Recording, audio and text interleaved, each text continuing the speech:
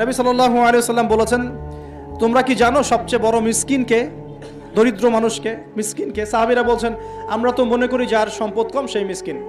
নবীজি বলছেন, না, প্রকৃত মিসকিন সে ব্যক্তি নয়। প্রকৃত মিসকিন সে ব্যক্তি যে কিয়ামতের মাঠে উঠবে, উহুদ পাহাড়ের সমান নেকি নিয়ে উঠবে। উহুদ পাহাড় দেখেছেন তো? বিশাল পাহাড়। উহুদ পাহাড়ের সমান নেকি নিয়ে উঠবে। নামাজের নেকি, যাকাতের নেকি, হজের নেকি, ওমরার নেকি, বিভিন্ন নেকি। কিন্তু দেখবে সামনে বহু মানুষ দাঁড়িয়ে আছে। কেন দাঁড়িয়ে আছে? কারো কাছ থেকে টাকা নিয়েছে, টাকা শোধ করে নাই, কাউকে গালি দিয়েছে, কাউকে অন্যায়ভাবে অপবাদ দিয়েছে, কাউকে আঘাত করেছে, কারো উপর জুলুম করেছে, ইত্যাদি বিভিন্ন রকম মানুষের সাথে জড়িত পাপ ছিল। ঠিক আছে?